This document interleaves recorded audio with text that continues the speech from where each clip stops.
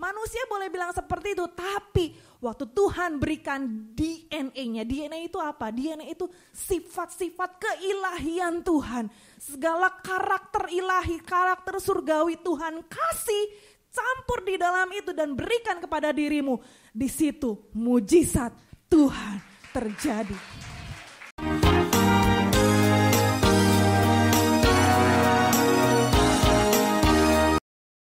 Silakan duduk semuanya. Shalom saudara-saudaraku, keluarga ilahi. Semuanya bersuka cita hari-hari ini. Haleluya. Berapa banyak yang diberkati minggu lalu waktu datang ibadah ulang tahun? Yang gak datang ibadah ulang tahun gak usah ngacung ya. Sekali lagi, berapa banyak yang diberkati minggu lalu? Berapa banyak yang diberkati hari ini? Setiap hari Tuhan Yesus memberkati kita dengan berkat yang baru daripada Tuhan. Amin. Saudara, berapa banyak coba saya pengen absen dulu yang ikut menara doa hari Jumat? Oke, separuh lumayan. Berarti separuhnya masih belum ya. Menara doa hari Jumat itu bukan buat pelayan jemaat saudara ya. Tapi buat semuanya kita yang merasa adalah anggota keluarga ilahi ini. Jadi ya, yang bisa masuk di Zoom hari Jumat saya promosi nih ya. Tadi pagi saya nggak promosi nih, nggak tahu yang di sini kepengen aja gitu ya. Promosiin menara doa, ayo ikut menara doa supaya kita lebih nangkep isi hati Tuhan. Kita masuk di dalam doa, pujian, penyembahan. Yang sakit, ada beban doa yang perlu didoakan, bisa ngomong sama koordinator. Nanti kita doain sama-sama. Di situ ada kuasa Tuhan, ada mujizat Tuhan terjadi ya. Nah, di menara doa yang Jumat yang lalu saya sempat sampaikan bahwa hari-hari ini ya Tuhan itu sedang bergerak untuk dengan kuasa Roh Kudus-Nya ada satu target besar yang merupakan PR kita bersama umat-umat percaya, yaitu di tahun 2033, kapan? 2033. Sekarang tahun berapa? Oke, berarti dari sekarang ke tahun 2033 masih berapa lama lagi? Less than 10 years. Kurang dari 10 tahun, karena sekarang kita udah di pertengahan tahun nih. Ya kan? 9,5 tahun lagi kira-kira kita punya target, kita punya PR. Ini PR dari mana? Hamba-hamba Tuhan mereka berkumpul dari segala denominasi, bukan hanya yang GBI kayak kita, tapi berbagai macam denominasi mereka kumpul dan Tuhan nyatakan isi hatinya, taruh di dalam hati setiap hamba-hamba Tuhan ini untuk kita mau menyelesaikan amanat agung di tahun 2033. Haleluya. Apaan tuh amanat agung? Ada yang gak tahu amanat agung? Amanat agung tuh perintah terakhir dari Tuhan Yesus untuk pergi beritakan Injil kepada segala makhluk. Ya, jadi tolong slide yang kedua. Oke, bisa terlihat semuanya? Nah, ini yang menjadi target yaitu bahwa tahun 2033 nanti agar setiap orang di muka bumi bukan hanya kita-kita aja nih, tapi setiap orang di muka bumi itu mengalami perjumpaan otentik dengan Tuhan Yesus melalui kuasa dan kehadiran Roh Kudus. Targetnya khususnya pada saat Pentakosta tahun 2033. Kenapa tahunnya 2033? Karena 2033 adalah perayaan ke-2000 tahunnya dari pencurahan Roh Kudus. Jadi Pentakosta itu terjadinya tahun 33. Itu tahun dari mana? Tahun 33 itu Tuhan Yesus melayani, usianya Tuhan Yesus sampai umur 33 toh. Tuhan Yesus 33 tahun melayani di muka bumi ini. Jadi waktu kelahiran Tuhan Yesus itu dihitungnya mulai dari tahun Masehi itu kelahiran Tuhan Yesus tahun 0 gitu loh. Ngitungnya begitu. Ya. Nah, Tuhan Yesus melayani, Alkitab mencatat sampai usia 33 tahun. Setelah Tuhan Yesus mati, dibangkitkan, naik ke surga, terjadi Pentakosta, pencurahan Roh Kudus. Nah, itu terjadinya tahun 33. Dan nanti 2033 adalah ulang tahun ke-2000 dari peristiwa itu. Nangkep ya? Nah, jadi kita punya PR. Ya, PR-nya bukan cuma PR buat para pendeta, tapi buat setiap kita orang percaya untuk kita rindukan semua semua manusia di muka bumi ini nanti tahun 2033 itu minimal udah pernah tahu, dengar nama Yesus, dan kita rindukan mereka bukan hanya sekedar tahu tapi mengalami perjumpaan secara pribadi dengan Tuhan Yesus. Haleluya. Penduduk dunia itu banyak pol saudara, 8 miliar. 8 miliar itu kalau kita ngitung 1 sampai 8 miliar itu 100 tahun lebih itu baru selesai ngitungnya.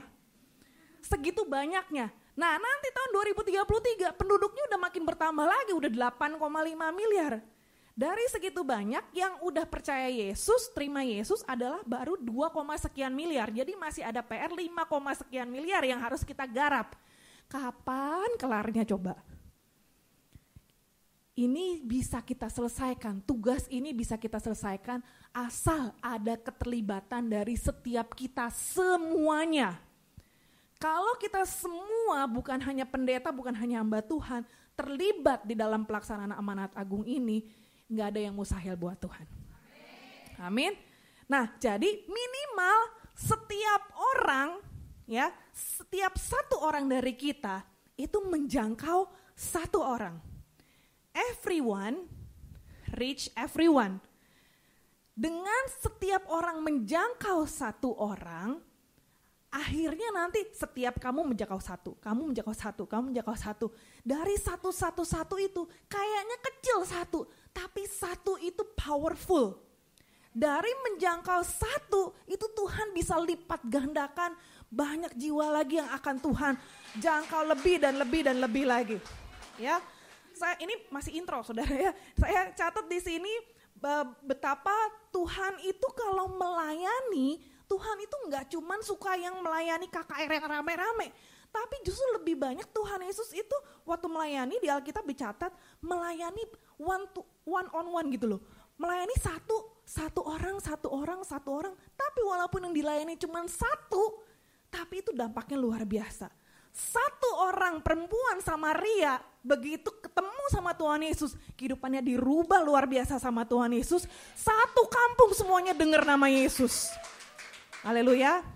Jadi jangan sepelekan hal yang kecil. Satu yang Tuhan percayakan itu bisa dampaknya luar biasa. Itu Tuhan Yesus pelayanannya seperti itu. Dan ternyata murid Tuhan Yesus yang berikut-berikutnya dengan metode yang sama, contoh Filipus. Ya, salah satu daripada rasul, Filipus itu dia waktu di Kisah Para Rasul pasal yang ke-8, dia memberitakan Injil kepada Sida-Sida Ratu Ethiopia. Ya, saudara ingat kisah itu? Si Filipus waktu dia nginjil, dia memenangkan satu orang Sida-Sida ini. Akibatnya apa? Dari satu orang ini, dia membawa Injil, dia menjadi orang yang pertama membawa Injil ke Afrika. Dan sekarang Afrika lebih dari 667 juta jiwa jadi orang percaya di Afrika. Mulai dari mana? Mulai dari satu orang yang dilayani oleh Filipus. Nah, jadi saudara, hari ini adakah satu orang minimal yang Tuhan percayakan dalam hidupmu? Jangan dikacangin. Perhatikan sungguh-sungguh, ya.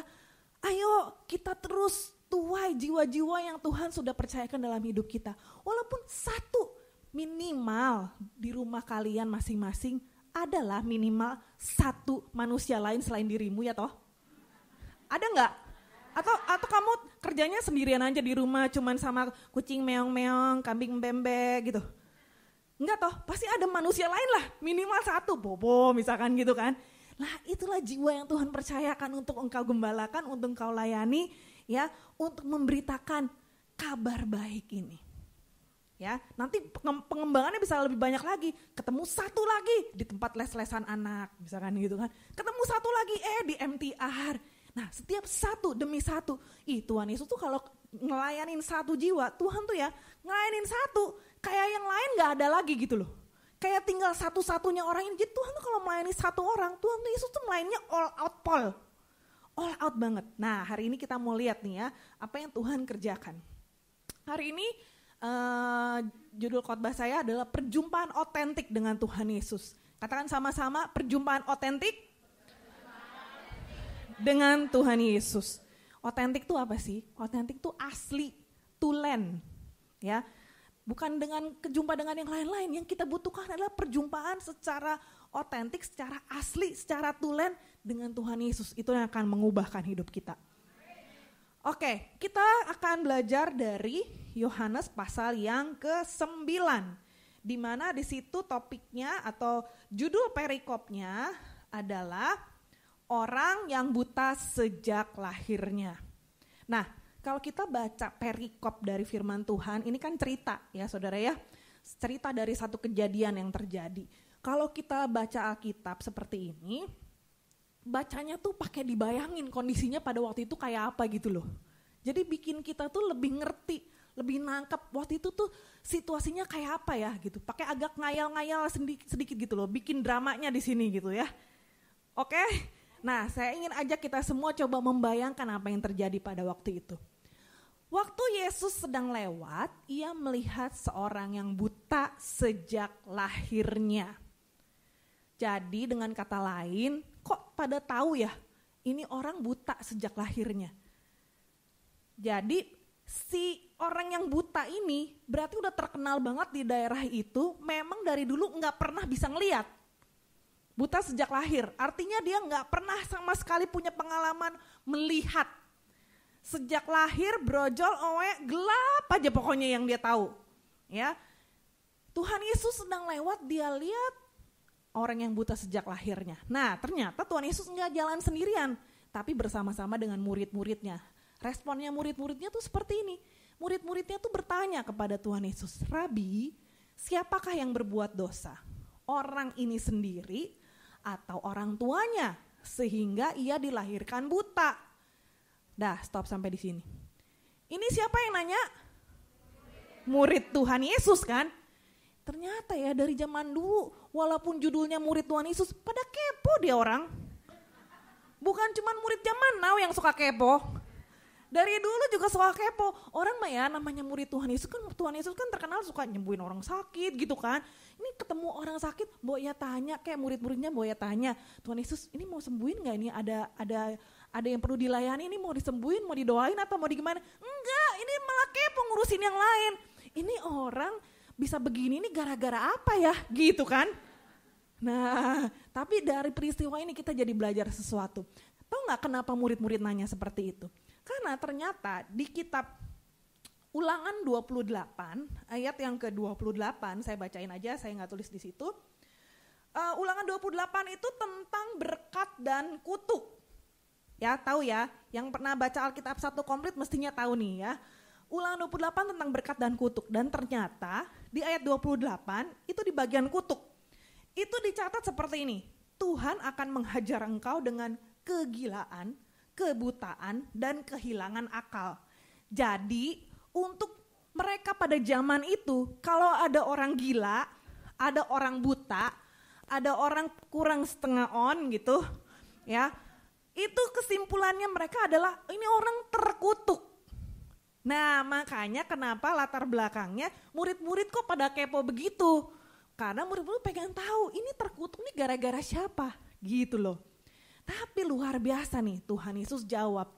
Ayat yang ke-3, kita baca sama-sama ayat yang ke-3 yuk. 2, 3, jawab Yesus, bukan dia dan bukan juga orang tuanya.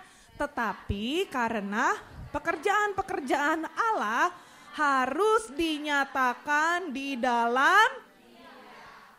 Nah, ini mungkin gak pernah kepikir nih dalam pikirannya si murid-murid.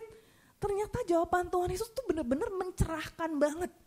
Bahkan di Alkitab bahasa Inggrisnya versi The Passion, ini dijelaskan seperti ini. Saya langsung terjemahin bahasa Indonesianya ya. Ini terjadi kepada dia supaya kamu bisa melihat, mengalami mujizatnya Tuhan. Haleluya. Jadi saudara, kalau kita ngalamin sesuatu yang gak enak dalam hidup kita, masalah silih berganti, masalah satu belum selesai, masalah kedua udah dateng, masalah kedua masih OTW, nomor 3 udah antri di belakang. Waktu kita ngalamin seperti itu dalam hidup kita, jangan pernah komplain sama Tuhan. Kenapa Tuhan? Kenapa Tuhan? Kenapa aku mesti ngalamin begini? Kenapa begini dan begitu? Kenapa kalau kamu diberkati gak nanya, kenapa aku diberkati Tuhan? Hayo. Tapi kalau ada masalah aja komplain sama Tuhan, kenapa mesti aku yang ngalamin ini Tuhan? Kenapa suamiku dipinjam orang gak dipulang-pulangin gitu kan? Nah, jawaban Tuhan adalah Tuhan izinkan segala sesuatu dalam hidup kita. Kalau Tuhan izinkan itu terjadi, artinya Tuhan itu punya satu rencana karena Tuhan pengen supaya kita ngelihat mujizatnya Tuhan. Amin. Berapa banyak yang mau terima mujizat dari Tuhan? Stop, tahan, freeze. Kalau mau terima mujizat, jangan cuma mau terima mujizatnya, ya kudu terima masalahnya. Gak mungkin ada mujizat tanpa masalah, itu gak mungkin. Haleluya. Oke, sekarang pertanyaannya yang berikut adalah, siapa yang lagi ada masalah sekarang? Yang lagi ada masalah sekarang, gak usah malu-malu. Ngacung. Oh ternyata yang sekarang lagi ada masalah dikit ya. Berarti yang sekarang lagi ada masalah, siap-siap mujizat di depan matamu. Siap-siap terima mujizat. Yang tadi angkat tangan pertama yang bilang mau mujizat, siap-siap terima masalah. Haleluya. Lo itu satu paket guys, kok enak mau mujizatnya toh tapi gak ada masalahnya, piye toh yo. Haleluya. Nah jadi ini Tuhan Yesus itu waktu ketemu yang masalah seperti ini, Tuhan Yesus tuh santai aja, Tuhan Yesus tahu. Ini memang dari dulu Tuhan izinkan supaya akhirnya dia akan ngalami Tuhan. Dia akan ngalami perjumpaan dengan Tuhan, dia akan ngalami mujizat yang daripada Tuhan.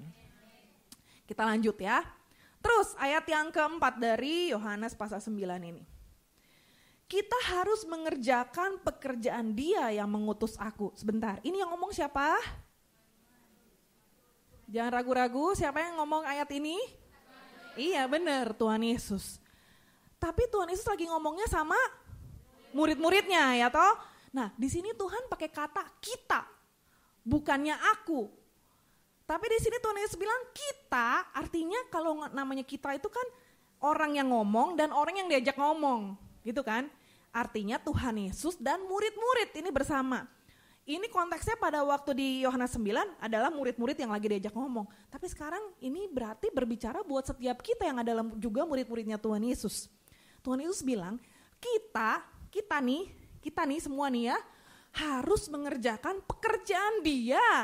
Pekerjaan Bapa artinya yang mengutus aku, yang mengutus Tuhan Yesus. Selama masih siang akan datang malam di mana tidak ada seorang pun yang dapat bekerja. Artinya Tuhan Yesus tuh bilang, selama kita ini dikasih kesempatan sama Tuhan untuk melayani pekerjaannya, ya layani pekerjaan Tuhan. Melayani Tuhan tuh gak ada pensiunnya guys. Melayani Tuhan tuh gak ada cutinya. Halo? Halo? Kalian lihat Bapak Gembala pembina kita, usia senior. Kalian lihat Bapak Gembala kita di sini, Bapak Ibu Gembala kita. Kalau mereka mau pensiun, itu istilahnya cengli banget lah. Normal banget lah kalau mereka misalkan mereka mau pensiun nih. Kan udah waktunya santai-santai lah menikmati hidup, istirahat ya kan. Umur udah kepala 7 gitu kan. Waktu kapan ada temen yang datang ke sini dia bilang, Pak Bobi pensiunnya kapan ya gitu. Pak Bobi pensiunnya mau di Hong Kong terus apa mau pulang ke Indonesia? Saya yang jawabin, saya bilang gak ada pensiunnya kok bilang. Dia pikir emangnya kerja sekuler gitu kan. Bapak Gembala pembina kita pernah ngomong seperti ini, melayani pekerjaan Tuhan itu gak ada pensiunnya. Sampai tugas selesai, sampai akhir menutup mata Tuhan jemput. Selama dikasih kesempatan, selama hari masih siang, layani pekerjaan Tuhan. Amin. Makanya saya suka bingung tuh kalau lihat di absensi pengerja ya, ada yang di dalam kurung dicat cuti melayani gitu. Nggak malu ya sama yang senior ya gitu ya. Ini Tuhan Yesus sendiri ngomong, kita ini harus terus mengerjakan pekerjaan Dia yang mengutus kita. Nggak ada stopnya, nggak ada berhentinya. Ya memang kadang-kadang kita juga butuh cuti lah, liburan gitu kan. Tapi saya tuh mau cuti nanti saudara, bulan minggu kedua, minggu ketiga. Begitu Bapak Gembala tahu saya cuti mau ke Surabaya, mau ke Malang, langsung dicariin pelayanan. Pelayanan ya, di sini, haleluya gitu. Tapi saya exciting banget gitu ya, ketemu sama teman-teman ex Hongkong di sana. Kita mau reunian ya saudara, yang punya keluarga boleh diajak kita serbu Malang rame-rame ya. Nah jadi gak ada liburnya, gak ada cutinya. Tuhan Yesus aja ngomong kayak gini, karena nanti ada waktunya kita memang udah gak melayani lagi. Tapi nanti kalau udah selesai tugasnya gitu kan. Nah jadi ayo kita melayani pekerjaan Tuhan selalu ya. Terus setelah, nah ini nih yang menarik ya. Setelah Tuhan Yesus mengatakan semuanya itu, ini kan ceritanya lagi ngadepin orang yang buta tadi ya. Ini yang Tuhan kerjakan. Maaf ya, agak jorki sedikit sih sebetulnya. Saya lagi baca juga, Tuhan Yesus kok kayak gini ya. Coba Tuhan Yesus lakukan ini pas zaman-zaman pandemi, pasti langsung orang ngibrit semua. Ya coba nih bayangin nih ya. Abis ngomong, terus Tuhan Yesus meludah ke tanah. Coba pertanyaan saya, kalau meludah bisa gak ada suara gak? Bisa tak? Bisa ya? Setahu saya ya, saya kan dulu pelayanan di China kan, orang China tuh hobinya meludah. Joroknya minta ampun, di mall aja nih, mall yang bagus, gedung mall nih ya, lagi jalan-jalan di tengah mall, ntar tiba-tiba bisa, maaf, hakcuh gitu. Sebel banget deh, ya saudara ya. Nah, si orang buta ini dia tuh udah biasa, ada orang yang ludah di seputar dia tuh udah biasa. Karena kenapa? Orang-orang pada menghina dia, dia gitu loh.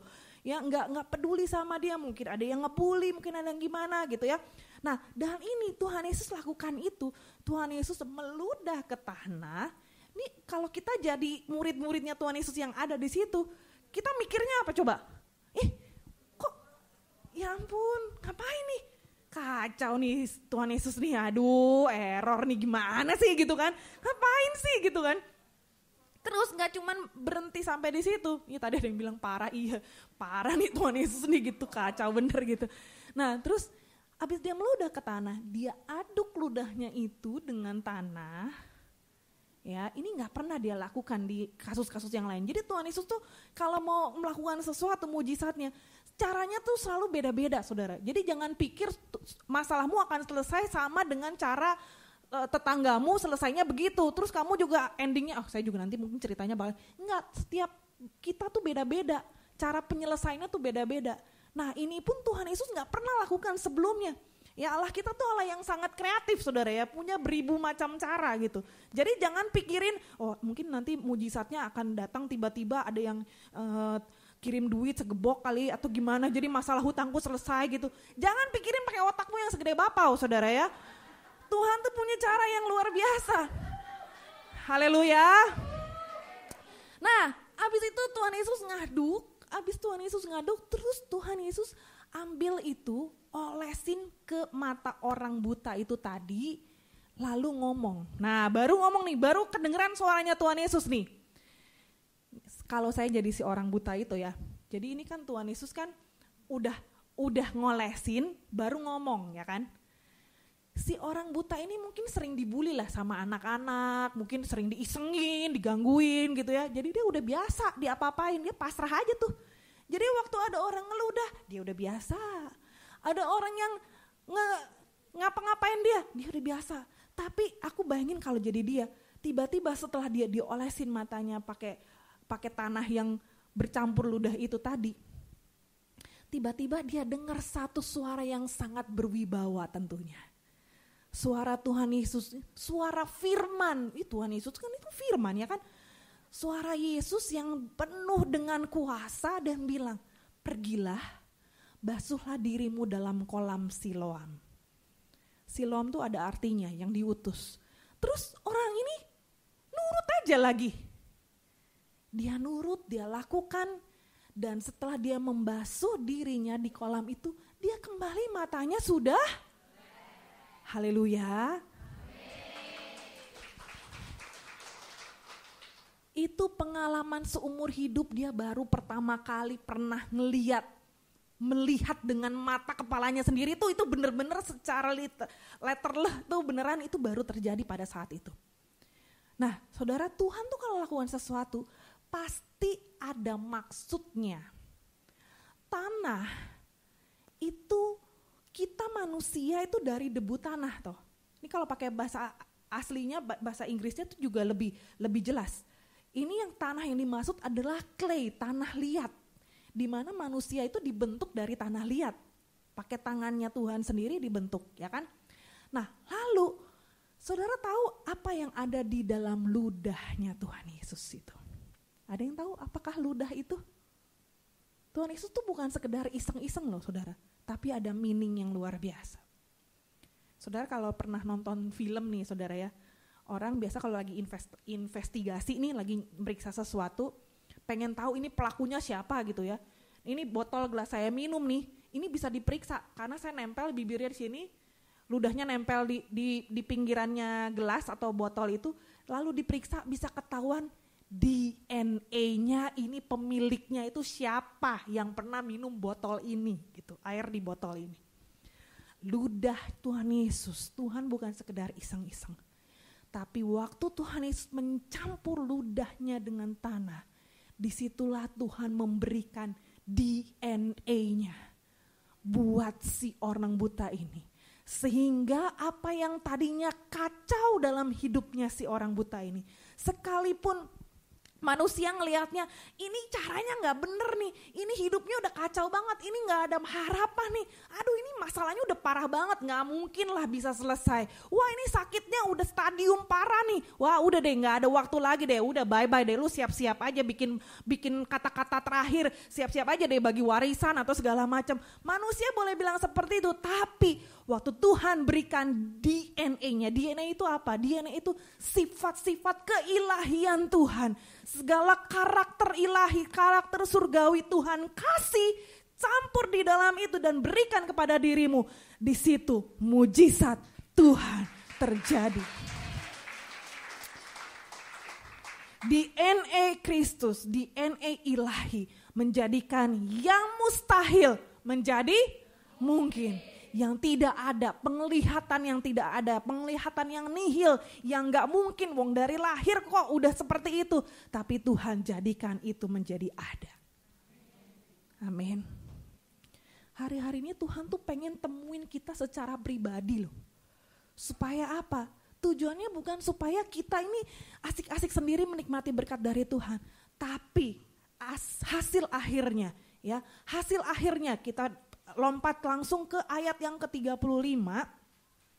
Sebelumnya itu setelah Tuhan Yesus menyembuhkan si orang buta itu, dia menjadi kesaksian buat banyak orang.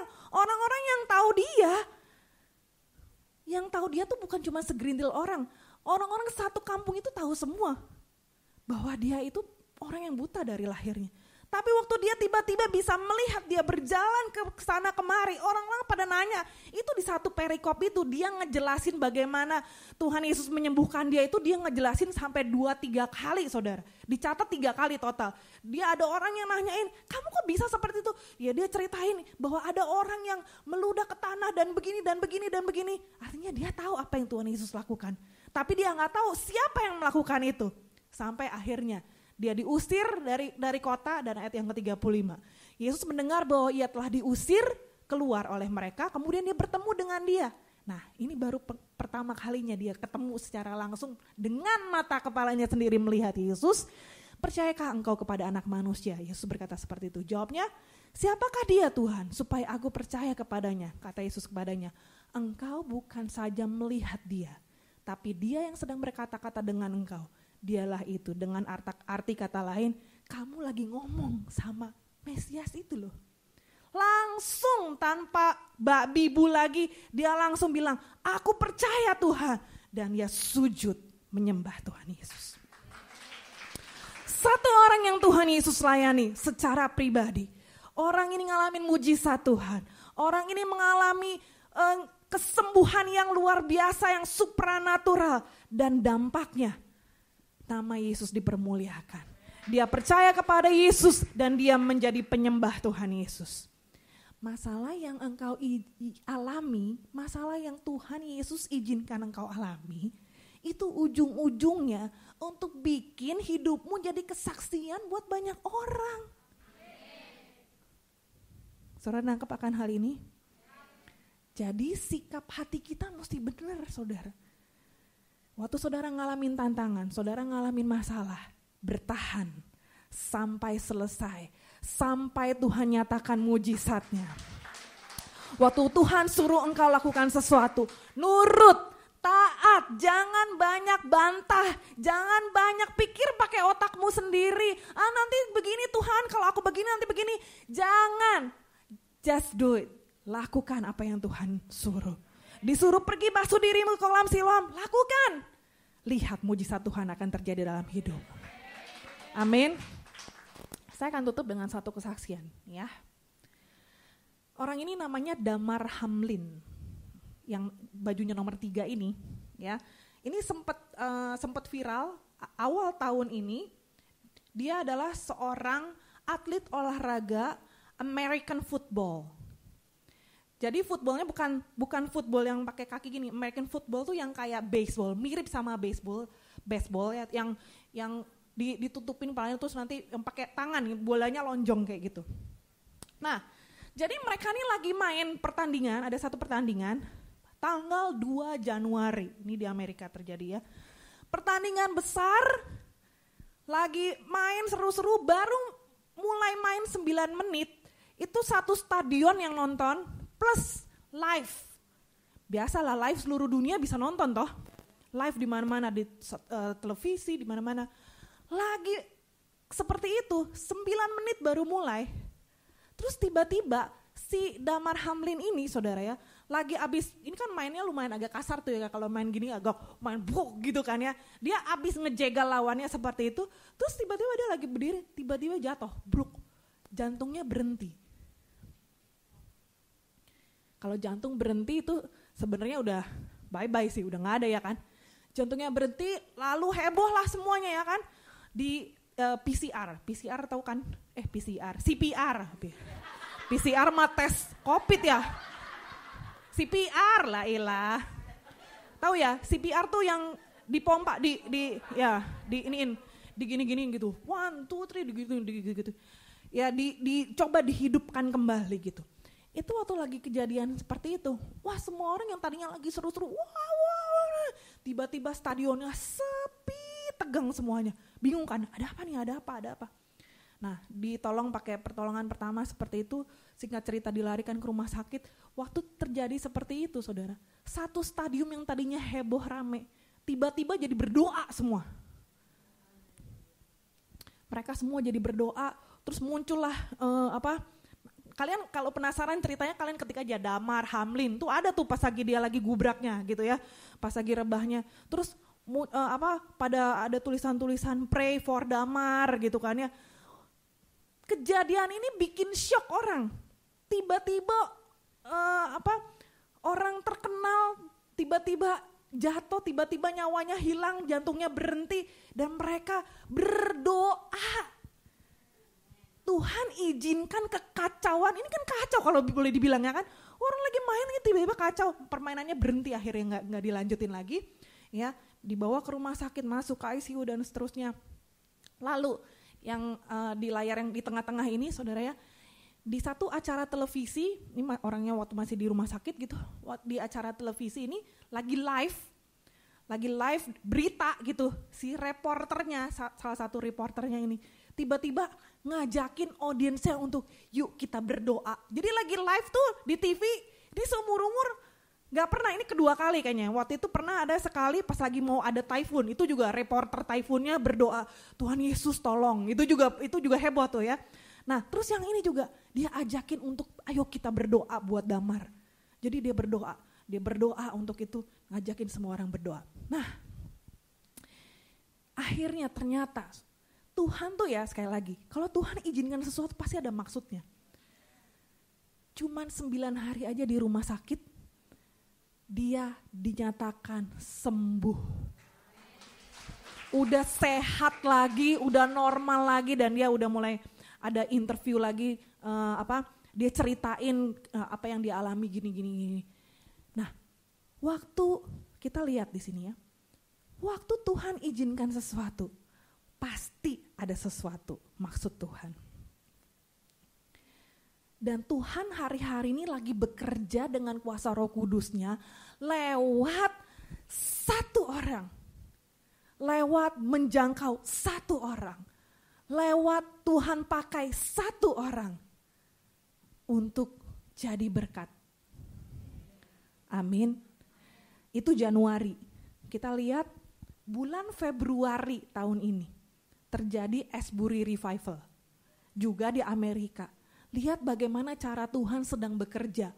Percepatan untuk orang-orang ini mengenal Tuhan, mengalami perjumpaan yang otentik dengan Tuhan. Ini Tuhan lagi kerjakan dengan cepat supaya apa? Targetnya itu tahun 2033 itu nanti tercapai. Perjumpaan yang otentik bukan hanya terjadi buat kita-kita aja, tapi seluruh orang di muka bumi ini ngalamin Tuhan secara pribadi. Haleluya. Berapa banyak hari-hari ini yang sedang ngalamin diproses sama Tuhan? Berapa banyak hari-hari ini yang sedang ngalamin masalah yang kayaknya gak habis-habisnya? Berapa banyak di antara kita yang hari-hari ini mungkin ngalamin kebutaan, bukan kebutaan secara fisik, tapi mungkin secara rohani. Dan kau butuh mujizat Tuhan. Hari ini datang sama Tuhan, beri dirimu, serahkan hidupmu. Tuhan mau pakai hidup setiap kita. Lewat apa yang Tuhan izinkan terjadi, Tuhan mau meninggikan nama Yesus. Dan Dia mau menarik banyak orang datang kepadanya lewat hidupmu, lewat kesaksian yang akan dihasilkan lewat hidup kita semua. Yuk kita bangkit berdiri sama-sama.